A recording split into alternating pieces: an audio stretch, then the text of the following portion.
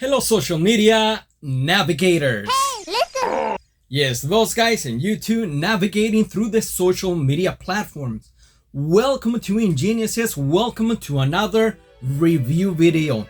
A long due review video. But I just barely finished Tears of the Kingdom almost 1 year later now, and that's why I waited to do a review for this long, because I wanted to make sure that I got the whole picture up to completion of the game to give you a full, thorough review of my experience playing Tears of the Kingdom. So let's get started because it's gonna be a long ride, so you better grab yourself some snacks, some drinks, and let's go for a ride.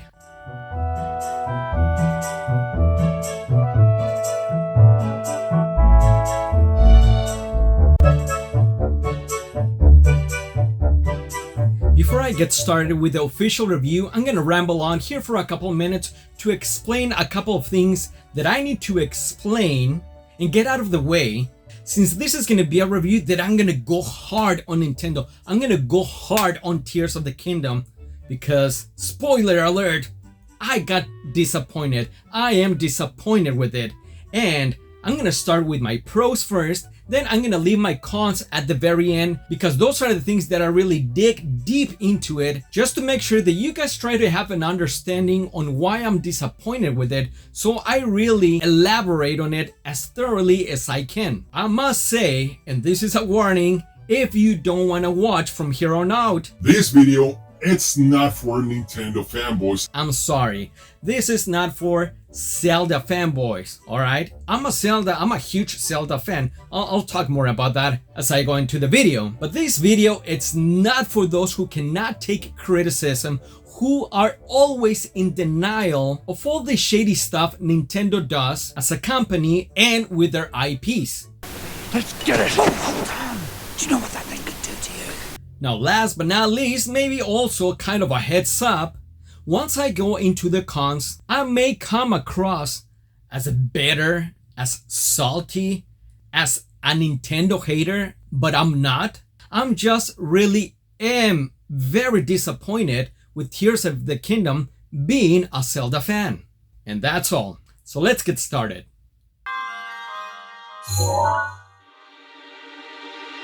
Ganondorf's screen time.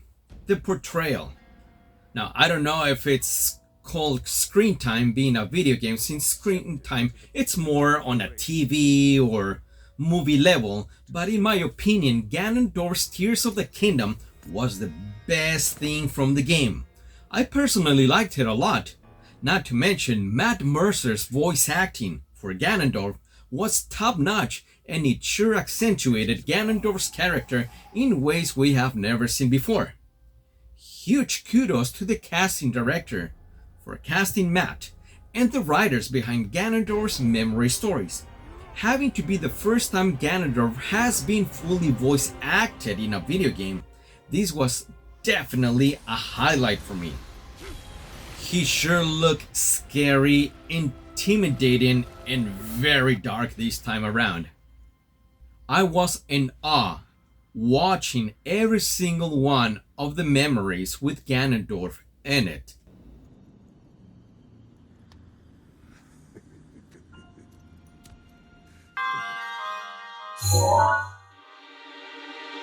I like the new abilities and their mechanics, although it got old and boring faster than you can spell and say out loud Legend of the Zelda Tears of the Boredom.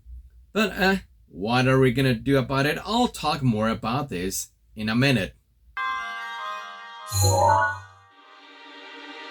I also like the opening scene, which I clearly said and predicted would be on my Breath of the Wild sequel theory video I did. While lots of people were speculating the Zelda will be a playable character, no one heard or listened to this. Nobody, obviously. No one watches my videos.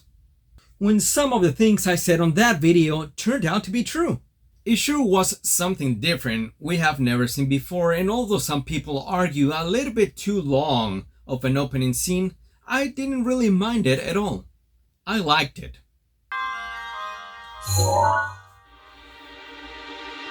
interacting with characters and other familiar NPCs.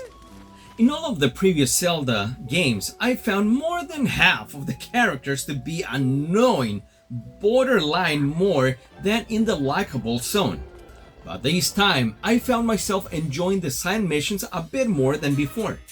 Not to mention, I couldn't wait to revisit some old friends, especially the Gorons, especially the baby and toddler Gorons. These little fools will always give me a smile, and they did not disappoint my interactions with them this time around. I had a blast just looking at them, staring at them like a creep. There's something about them that makes me smile every time. Interacting with the Gerudo girls or women always cracks me up as well. The Gorons and the Gerudos are my favorite characters to interact with. But that's just more of a personal thing that I like doing at every Zelda game rather than a pro point on Tears of the Kingdom.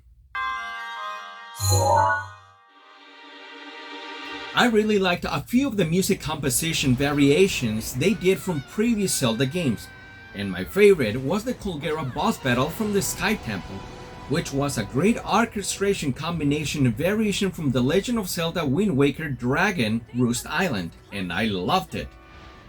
I really like the fact that you were on a mission with Tulin, a Rito, with music scored from the Rito Island, Dragon Roost Island, from the Wind Waker.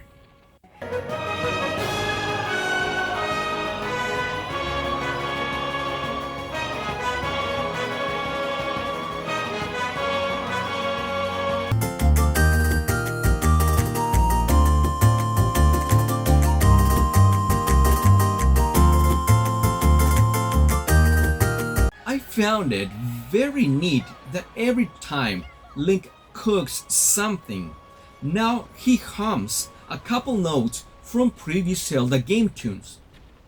Just take a listen.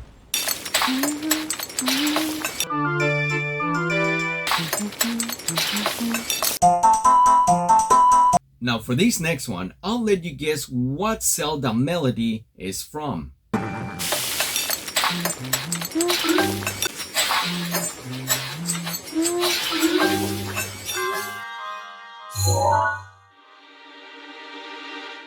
Last but not least, I am deliberately leaving this pro point last because even though I like the addition of the caves and water well explorations and the enemies within, it was something I always wondered why it wasn't already in Breath of the Wild.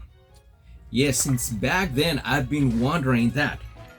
So I was happy to see this idea come to fruition, but it wasn't much of a surprise any more than just a, oh cool, now we can finally explore the caves, at last.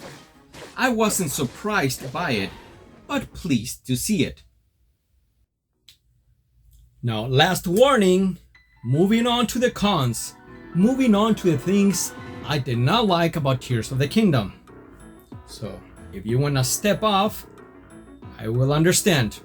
Because from here on out, I'm not holding back. I'm gonna go hard on Nintendo and Tears of the Kingdom. Last warning. Let's get started.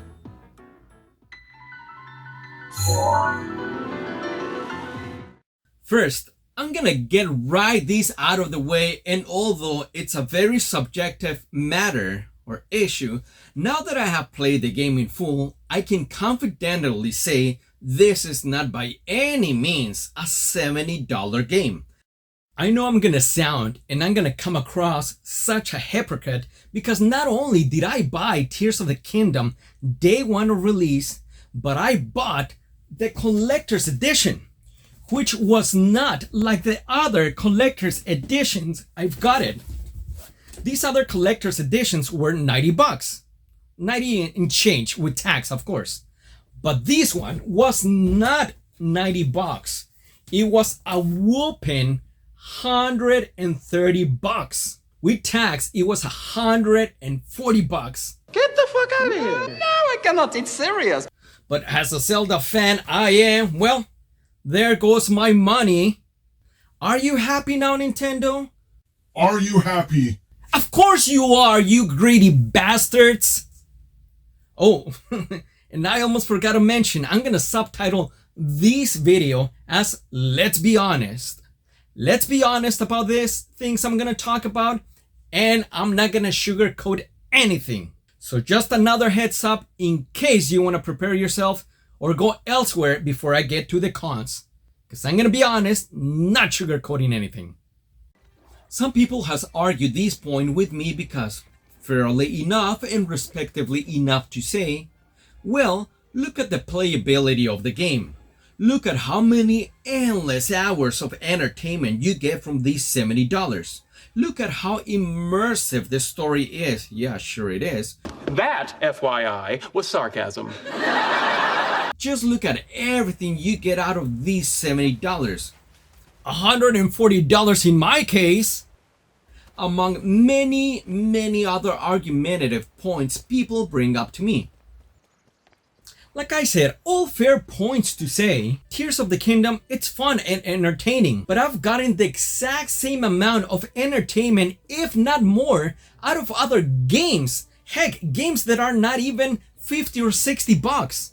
I get it, the cost of production these games nowadays has gone up. I get that.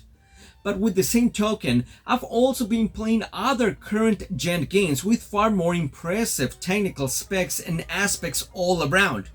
Games whose production budget costs are double or triple than that of Tears of the Kingdom. I know that the production budget or cost of a game doesn't necessarily say anything about how good or bad a game is. But if someone is gonna tell me how much more I get out of Tears of the Kingdom, like Mr. Doug Bowser said, and I quote, "We look at what the game has to offer. I think fans will find this an incredibly full, deeply immersive experience. The price point reflects the type of experience that fans can expect when it comes to playing this particular game. This isn't a price point that we'll necessarily have on all our titles. It's actually a fairly common pricing model." Common pricing model? How so? Just because Xbox and PlayStation already have $70 games? Yeah, but they're current gen games. Games that look a million times better than these recycled crap. And not to mention, I get the same and more enjoyment out of those games. Heck, just to name a few I've done in the last year. K9 The Bridge of Spirits. Hell, that's a very short game in comparison to the number of hours invested in Tears of the Kingdom. And not only a short game, but huge bonus points because it is a brand new IP game. A debut game by Ember Labs that I truly enjoy more than Tears of the Kingdom. Heck, Shadow of the Tomb Raider, Horizon Zero Dawn, both games are a few years old. Went back to replay them and couldn't put them down until I completed them thoroughly. So you can shove those $70 up you know where, because as a Nintendo consumer I've been since the original NES, I think I have the right to express my opinions and how I feel about these shady Nintendo business tactics just to try to get people to buy products they say it's worth something when in reality it's not. And I know it could be a very subjective topic to discuss because maybe there's someone out there who thinks Tears of the Kingdom it's worth every penny of those $70. Just because everyone out there is rating Tears of the Kingdom a perfect 10 out of 10 game, it doesn't mean it is. First of all, because all of these outlets giving perfect scores to these Nintendo games will never ever dare to give an honest, pure negative opinion or score. Otherwise, they'll get blacklisted by Nintendo, or God forbid, they will never ever get a review copy ever again. Boo-hoo. But it is all business conveniences for them. Now, this $70 price point, like they say, and what it has to offer brings me to my next con. I remember when the first full trailer, not teaser, for Tears of the Kingdom came out.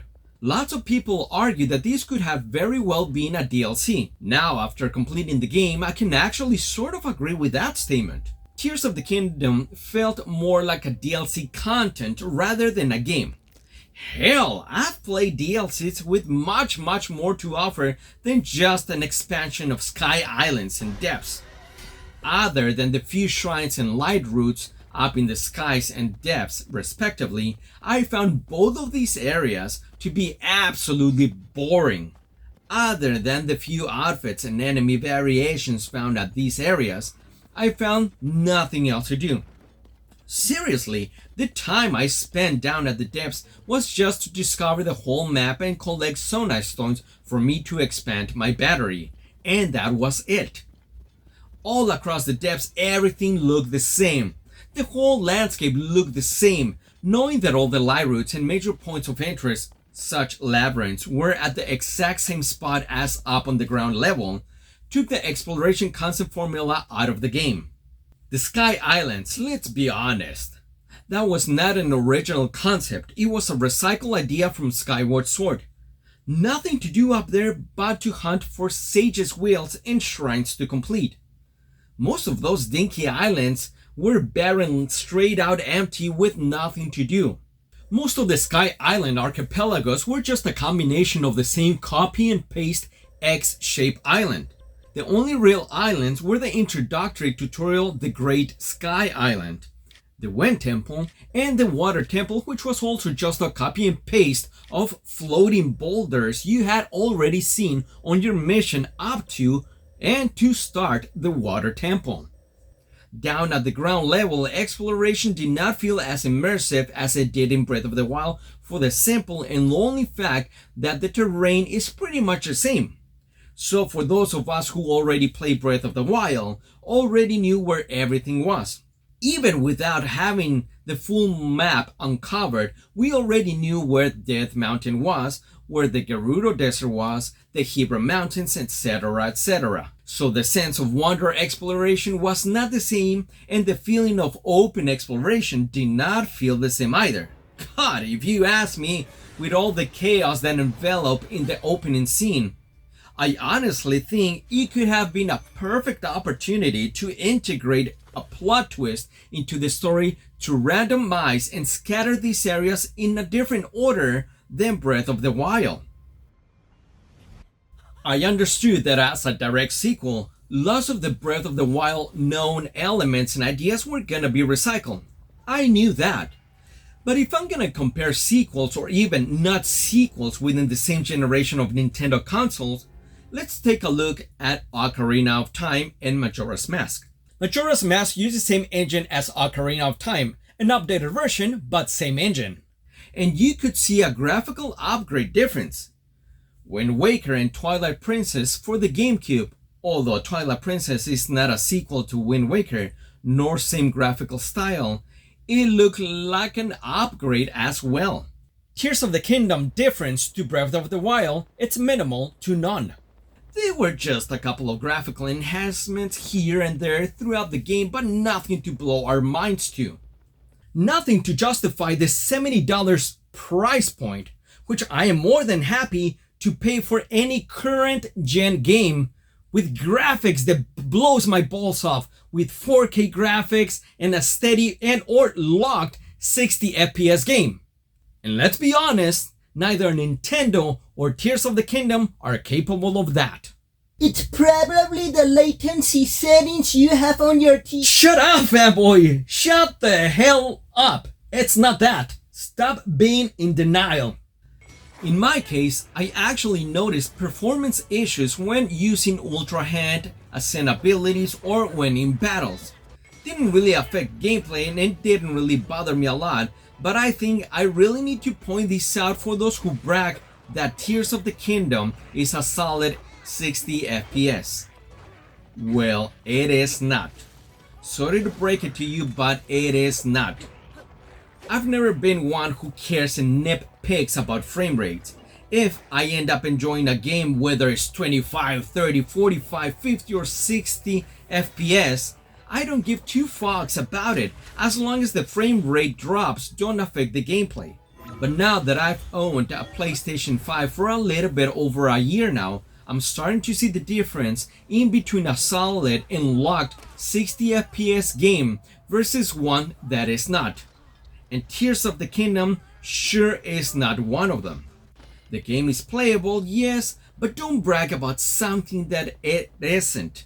Especially when trying to justify the $70 price point, to which I reiterate, depending on where you live, you may end up paying up to and close to $80 just for a base game, with technical specs from several years ago.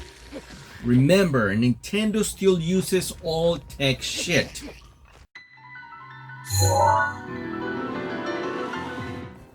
I was very disappointed with the shrines. They were too easy for me.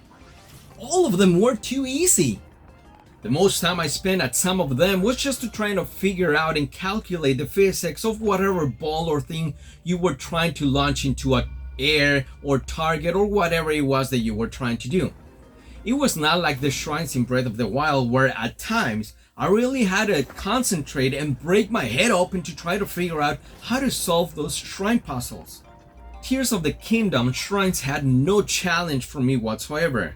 And hell, almost half of them were Roru's blessings. Come on! Give me some work to do here! Make my $70 worth it! At first, I was happy and excited to hear that there would be many more shrines to complete in Tears of the Kingdom.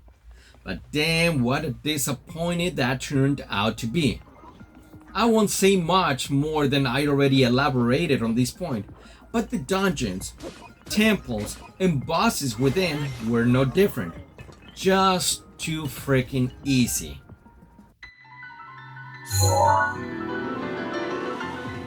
Even though we got new game mechanics and abilities, those got old and boring pretty quick. If I want to spend half of my time building shit left or right, I'll go play Bad Piggies, Fortnite, or Minecraft. Not that I play these games, but if that's what I'm gonna do half of my time, I have those games to go to. Heck, I'll even play Banjo-Kazooie Nuts and Bolts. And let's be honest, that game sucks ass too. I don't want to waste 10 minutes building something I'm only gonna use for 30 seconds, and even wonder if it's gonna work the way I plan it to work. Yeah, I know the auto build ability helps and saves time with building sonar devices and vehicles, but still, that took so nice stones as currency to build anything within your favorites or auto builds. While we're on the topic of building stuff, I sort of liked the fusing mechanic of the weapons, but felt like weapon durability was not as good as it was in Breath of the Wild. In my opinion, I felt like weapons broke more easily and often than they did in Breath of the Wild. Jeez, and sometimes it sure was a chore just trying to fuse a weapon with something within your inventory.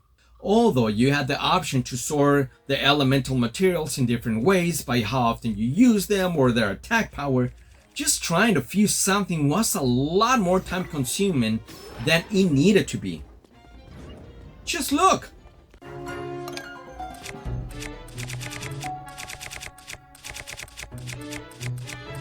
Weapon durability on Tears of the Kingdom was worse than in Breath of the Wild. I'm not necessarily talking about the weapons you find in a rusted state because of the upheaval. I'm just talking about the overall weapon durability. Damn, I couldn't believe my Hylian shield broke on my final battle with Ganondorf, even though I hadn't used it as much. Just look at the hours I put into Breath of the Wild versus the hours in Tears of the Kingdom. Even if I got the Hylian shield on the last 35 to 50% of my played hours, I never broke my Hylian shield in Breath of the Wild. Never. And may I add, these Breath of the Wild hours consist of a couple different playthroughs. So do the math. I did say that I didn't mind the poor weapon durability in Breath of the Wild because it did add a level of challenge, which I was also fine with. But in Tears of the Kingdom was not a challenge. It was just an obnoxious task to fuse shit left and right. And also talking about building stuff, Why do I have to keep on building post frames to help this dumbass hold a sign everywhere I go?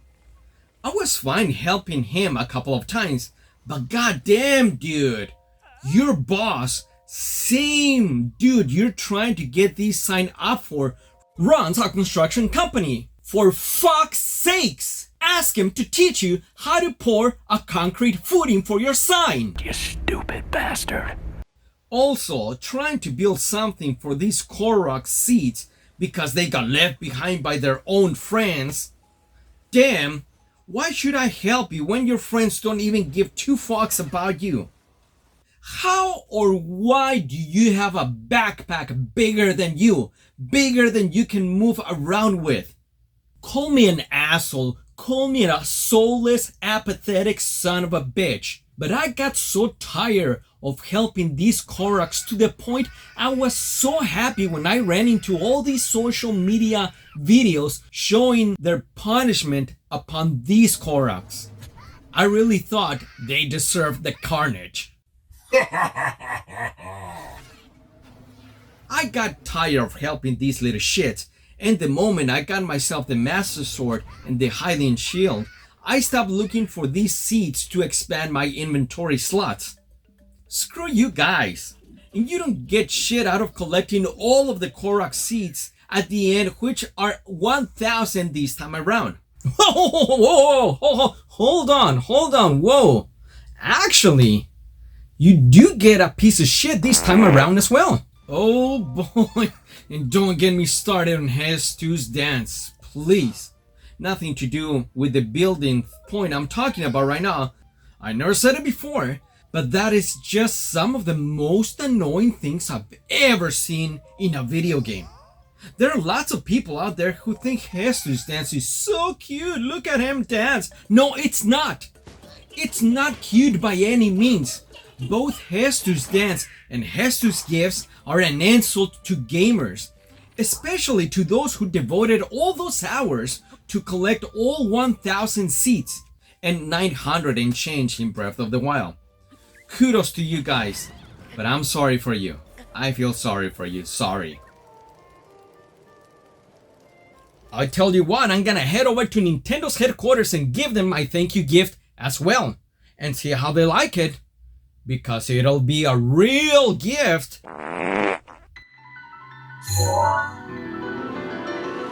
Speaking of gifts, speaking of the new outfits, armor pieces or weapons you could only get down in the depths, which were pointless by the way, I'll explain in a minute, all the rewards across the whole entire game were cheap as fuck and almost useless.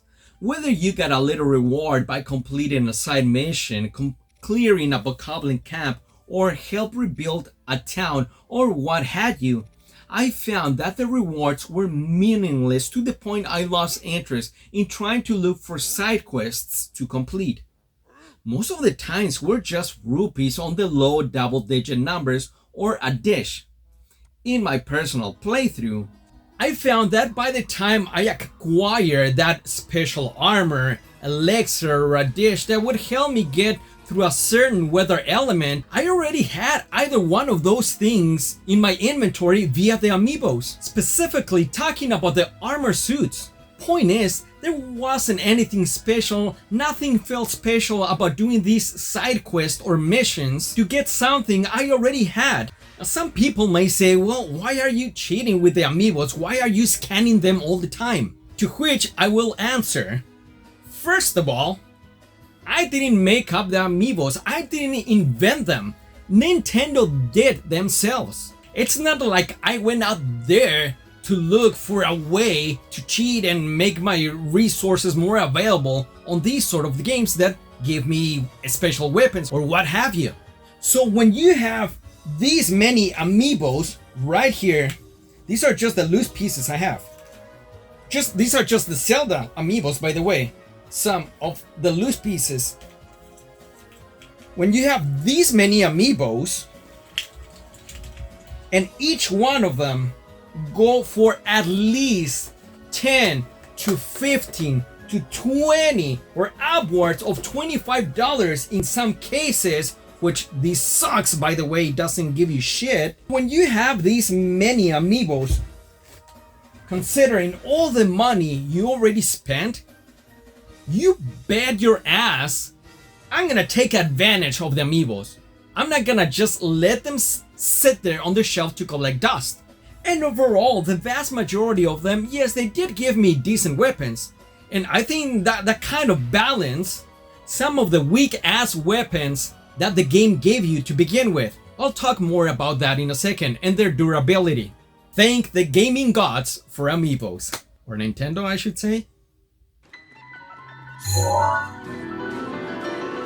Next are the sages. God damn, how happy I was to see and interact with other NPCs that will help you clear a Bokoblin camp or any side missions of the sort. I was happy when I found out I was gonna have companion battle buddies by my side, but that happiness didn't last very long.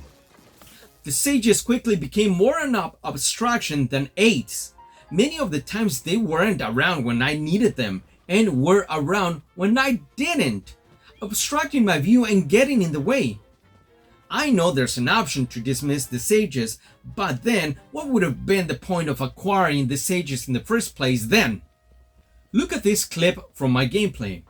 I was literally chasing Raiju around to get her lightning. I was looking for Raiju and I was walking back and forth here in the same area. Look at where Tulin is right now. For more than 2 minutes, and all of a sudden Raiju appears right there where Tulin was just a second ago. What kind of bullshit is that?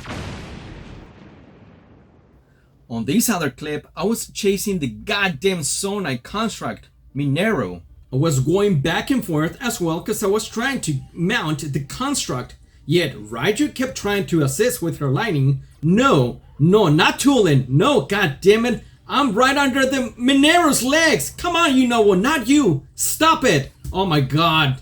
Raiju, Jesus Christ. Finally, even though I was under the construct's legs all the time. On this other one, I was looking for Yunobo. He was nowhere to be found, and he wouldn't spawn anywhere either. Where are you, Yunobo? I was walking back and forth again. The only thing I knew how to do when one of them wouldn't summon. Yes, I had all of them summoned.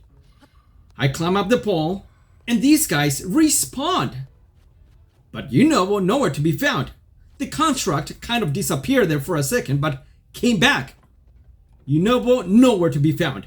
Overall, it was a really cool concept to have companions right there by your side to help you fight enemies. But in the end, I believe it was a very poorly executed concept. I really think that if these sages would have had a button command rather than to chase them around, it would have made things much simpler. Not necessarily easy, I'm not looking for easy, but a lot of the times I found myself clicking A on the sage I didn't want to click A on.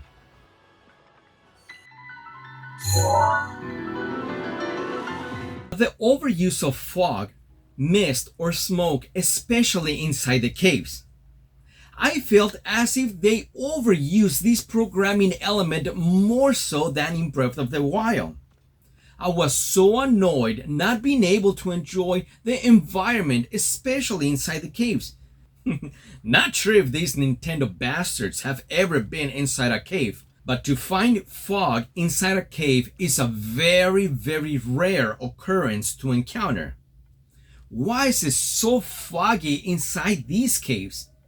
I'm not gonna give a physics or air pressure class in here, but to encounter as much fog or smoke inside caves as much as these Tear of the Kingdom caves, it's highly unlikely. Don't believe me?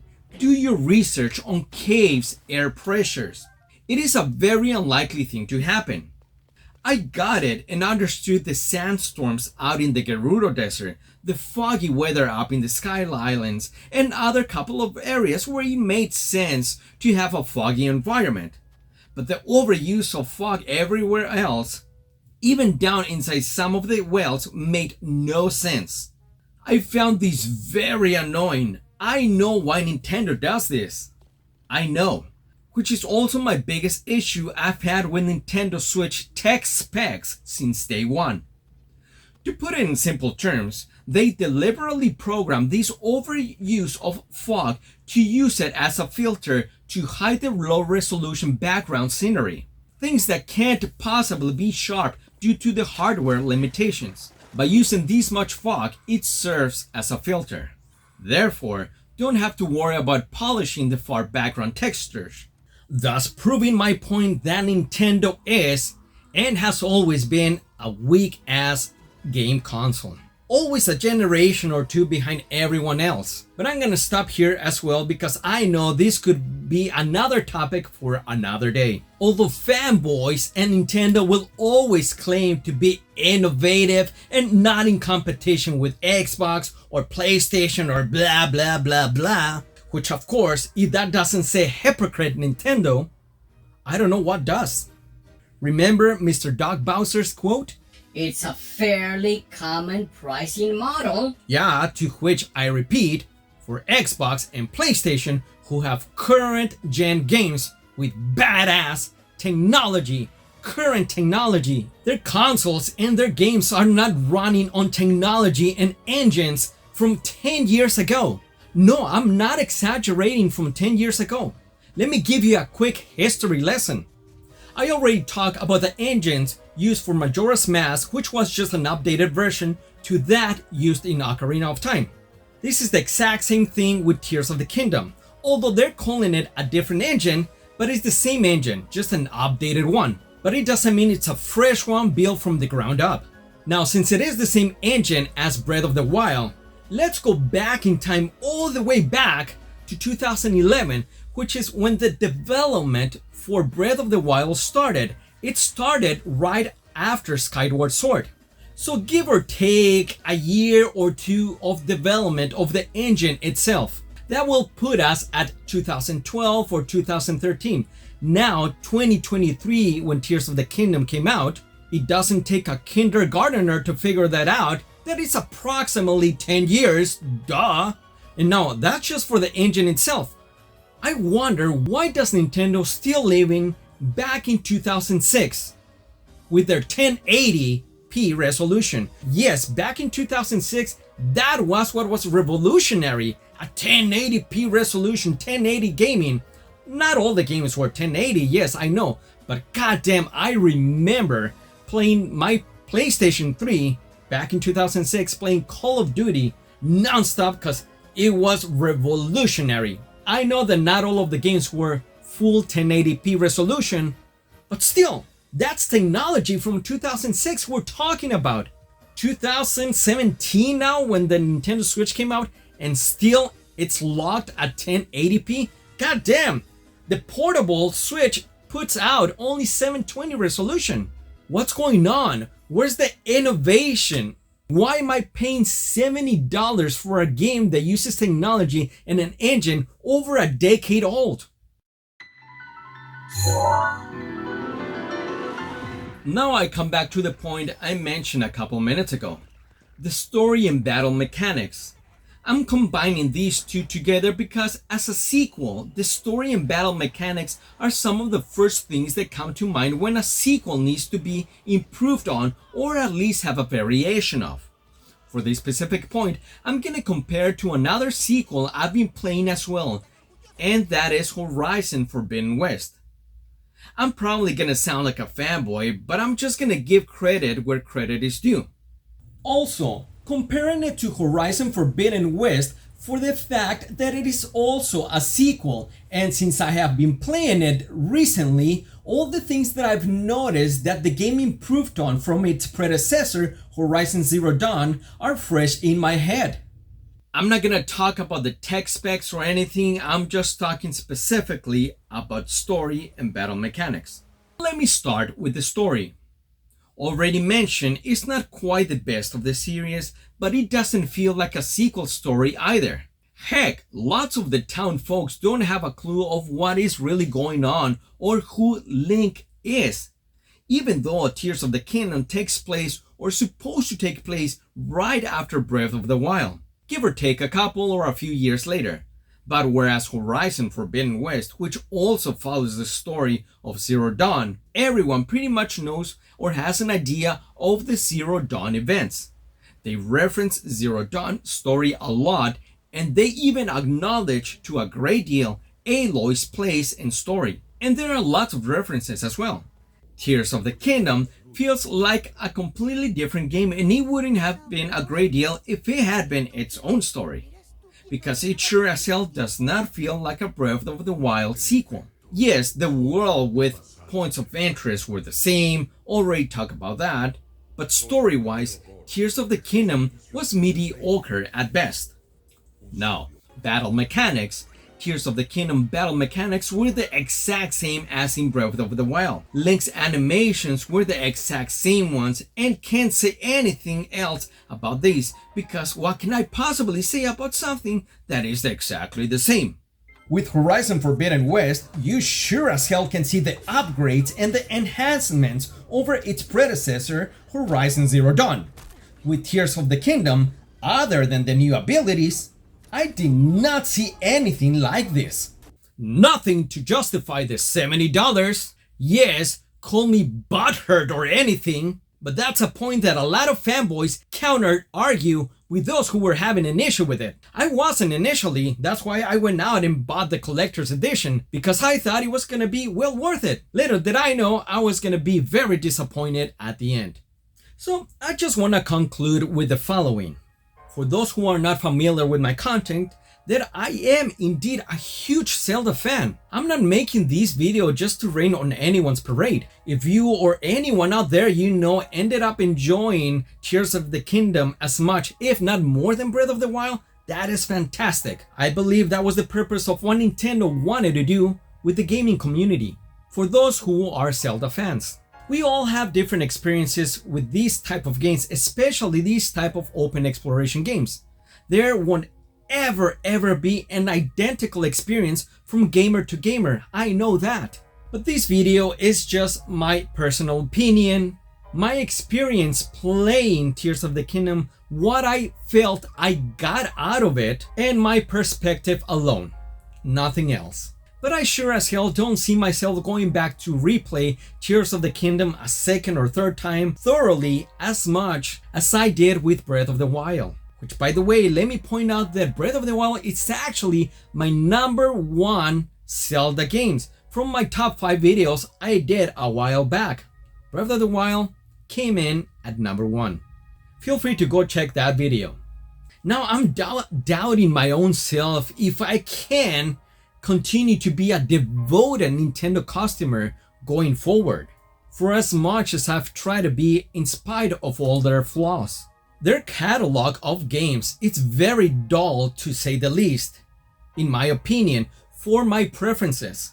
I've said it before that I would never see myself just buying a console just to try to play 1 or 2 games out of their entire library. In my case, again, if you're familiar with my content, it's just pretty much the Zelda games and Metroid games. That's it.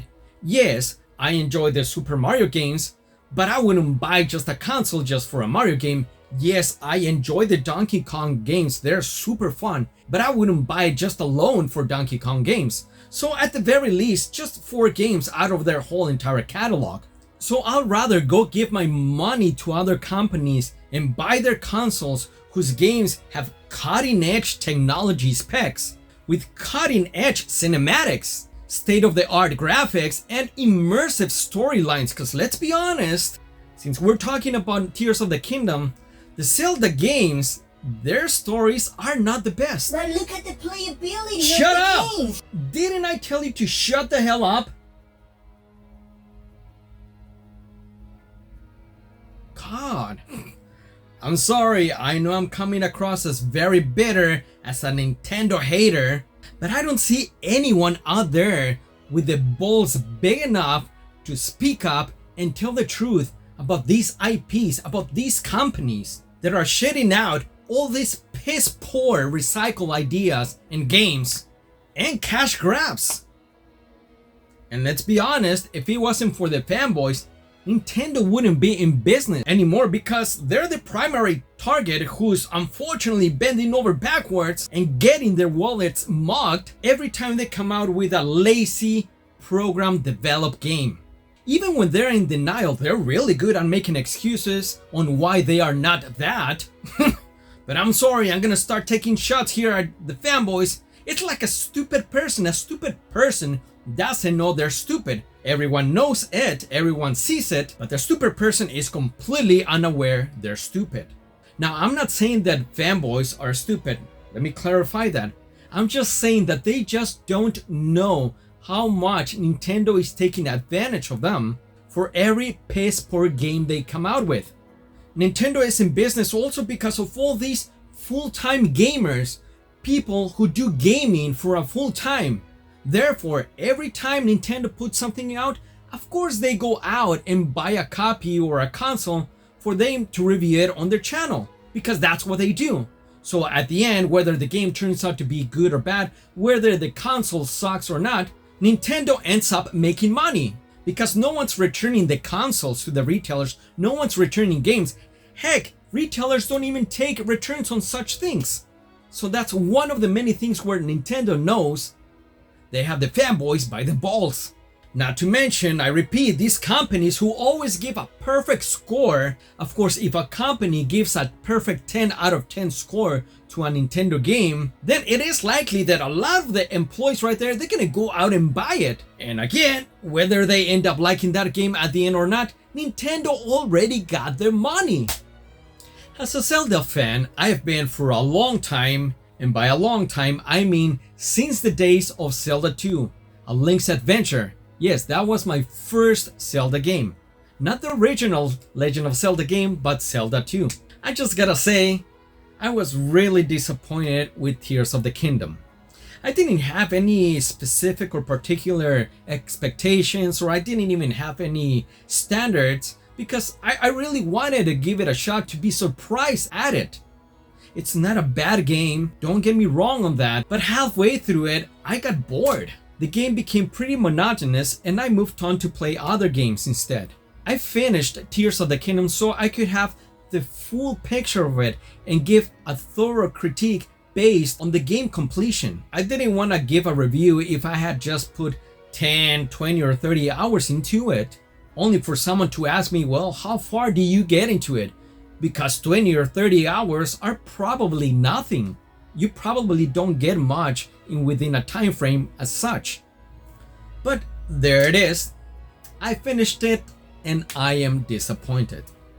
The point I made earlier about going back to replay older games, heck, to replay a debut game, that should tell you how disappointed I am of Tears of the Kingdom. So thank you very much for sticking until the end, if you did. I appreciate the viewership, I appreciate the visit. Thank you so much for stopping by Ingeniouses. I didn't say it in the beginning, but if this was your first time, welcome. And I hope you like what you see, not necessarily on this video, but I hope you like what I have on the rest of the channel. So like everyone else would say, If you like that video, be sure to subscribe and like the video, comment, and let me know because that's what helps the channel. yeah, I guess do that if you want to. So thank you so much. Take care of yourselves, take care of your loved ones, and until the next one, remember what to do. Game on. All right, game on, guys.